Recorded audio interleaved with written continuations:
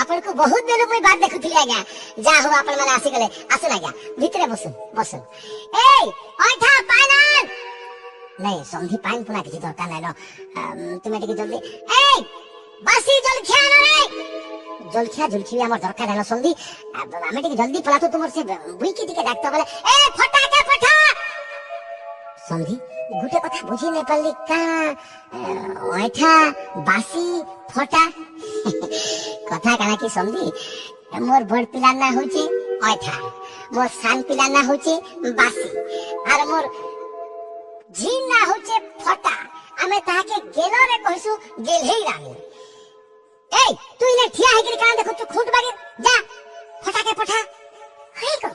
तमे केनता नहीं बुझ पार बोलु छे सकालु ब्रश कोला बिल के से फटाटा आगलो ताचुड़ा को खुली करी केने रखी दैछे जे एतकी बेल तो पिने पाइबार परे खुची खुची पिने थई गलानो केनते ताके हेंती करी मेरा टुळे पठाती बोलछे समझी देरी होचे आ मु तो सब जाको जानली न बुझली न जे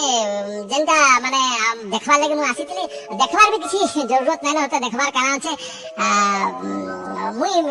जाऊ छे आ दिन गला परे आपन को निश्चित भाव रे फोन करबी मोर फोन नंबर आपन पाखर भी अच्छे हेले मुई जणी दउ छे आपन को फाइनल एकदम डिसीजन ता बुझलो हमरटा हां बोलु छे तुमे फोन करी करी मते कहबो तुमरटा का बोलु छे Thank